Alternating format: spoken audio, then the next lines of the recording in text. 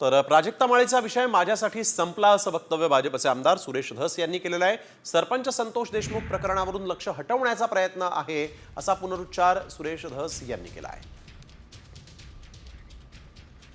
तर आपण बघतोय सरपंच हत्येवरून लक्ष हटवण्याचा हा प्रयत्न असल्याचं सुरेश धस यांनी म्हटलेलं आहे। मी कारवाईला सामोरं जायला तयार आहे असंही सुरेश धस म्हणाले। प्राजक्ता माळीकडून महिला आयोगाकडे तक्रार करण्यात आली, ती तक्रार महिला आयोगाला मिळालेली आहे। वस्तुस्थितीदर्शक अहवाल सादर करा असे आदेश महिला आयोगाने दिलेले आहेत आणि त्यावर बोलायला मात्र सरपंच हत्येवरून लक्ष हटवण्याचा प्रयत्न झाल्याचं प्रतिक्रिया देताना सुरेश धस यांनी म्हटलेलं आहे। मी कारवाईला सामोरे जायला तयार आहे, माझ्यासाठी हा विषय संपला आहे असं सुरेश धस यांनी आता माध्यमांशी बोलताना म्हटलं आहे। त्यामुळे प्राजक्ता माळीच्या संदर्भात सुरेश धस यांनी माझ्यासाठी हा विषय संपला असल्याचं म्हटलं आहे। प्राजक्ता माळीवर केलेल्या वादग्रस्त विधानावरून सुरेश धस यांच्या मात्र अडचणी वाढू शकतात अशी शक्यता असताना सुरेश धस यांनी मी कारवाईला सामोरं जायला तयार असल्याचं म्हटलंय।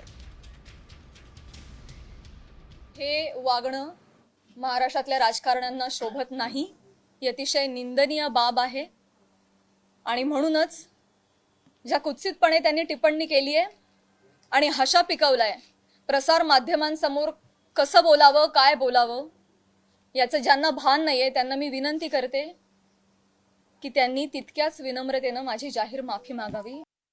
जे काही झालेलं आहे त्याला मी सामोरं जायला तयार आहे आणि मला वाटतं माझी बाजू अनेकांनी त्या ठिकाणी मांडलेले।